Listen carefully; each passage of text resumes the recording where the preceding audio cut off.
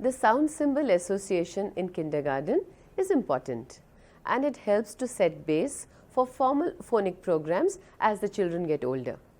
In the beginners level, they are introduced to the upper and the lower case of letters together, and they can actually use their books and flashcards to learn the association. Different pages of the books lend themselves to these activities, where they can actually associate the symbols and the cards. As the children grow older and they come to level 1, they begin the year with the upper and the lower case together with an associated picture. They can use posters to learn the letters.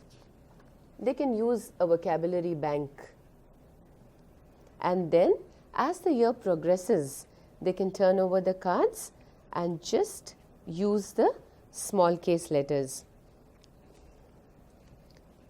This is the time when they are actually looking at a vocabulary bank, which is later going to be the CVC words as they go to level 2. They also have a page at the end of the book where they can associate sounds and symbols, which I will just do for you.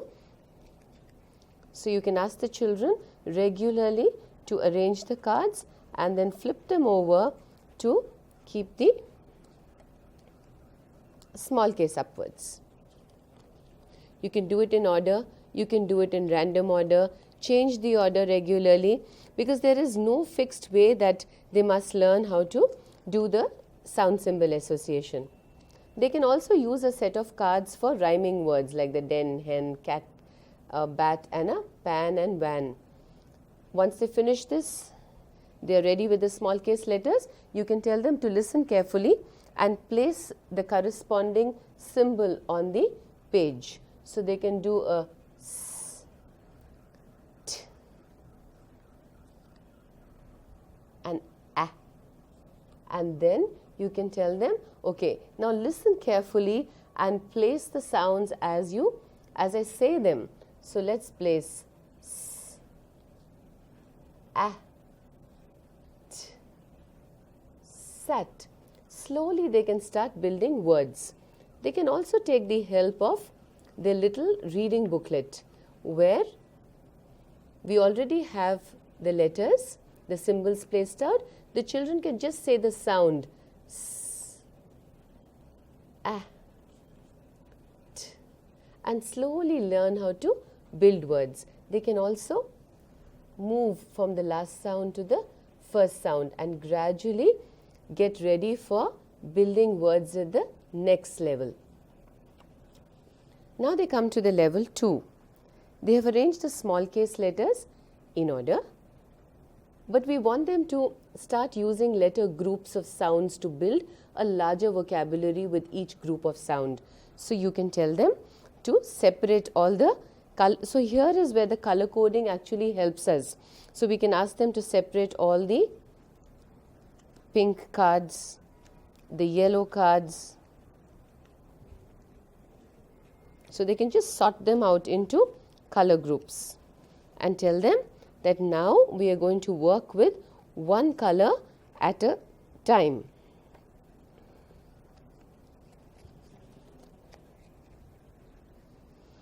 You can take the help of their stories and reading skills booklet, where you have the little color trains arranged. So the first one is s, a, t, I, p, n. This is also time they can practice it with the keywords.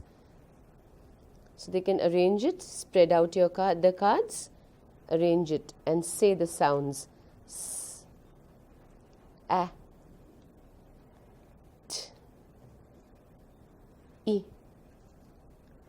p, n. In the teacher manuals, we have given you a table in which every group of letters and their sounds are there.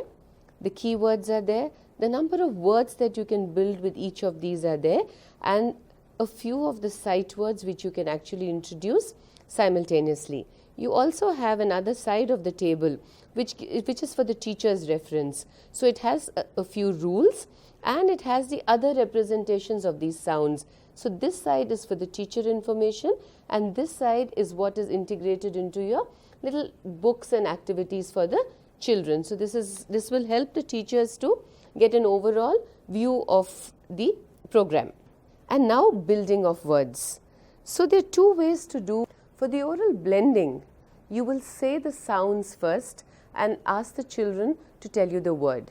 So for that they have to pick up their left hand. Whenever you are going to do a left and right, you must have your back towards the children and tell them to pick up their left hand facing and say the sounds s, a, t, and ask the children to blend and say the word to you. And for this oral segmenting, you have to say the word sat and ask the children to segment it into s, a, t. You can also use the books where with each string of sounds, we've given you a list of words for the children to build. So for example, if the children have to build, listen to the word sat and s, a, t. They can actually choose s, a, t and read it and say sat. They can either place it back or leave the word here and listen to the next word. So the next word could be sip, s, I, p, sip. So they then pick up the cards and put s, I, p and read the word. Once they have built a large number of words with one train, one color code, one letter group, then you can introduce the next one. For each letter group, each sound group, we have given you a large number of words. So I'm going to arrange all the 4 rows, but give them enough practice before the next row is introduced to the children, and use the help of the books, help the use of oral blending where you say the word. So you can say the sounds s, a, t and ask the children to blend it and say sat, or you can say a word sat and let them to segment it and do s, a, t and repeat that activity with the flashcards. After they finish the flashcards, they can actually put that number of dashes and write the word. Once the children have had ample practice with the first 4 rows, you can introduce them to the next set of sounds. You can change the order. For example, if you want the children to learn the sound ch, you can introduce these, and if you want them to build words, they can use ch, I, p, and then the children can say chip. So the oral blending, you can say the word chip and ask the children to segment it into ch, I, p. Take the cards, ch, I, p, and read them.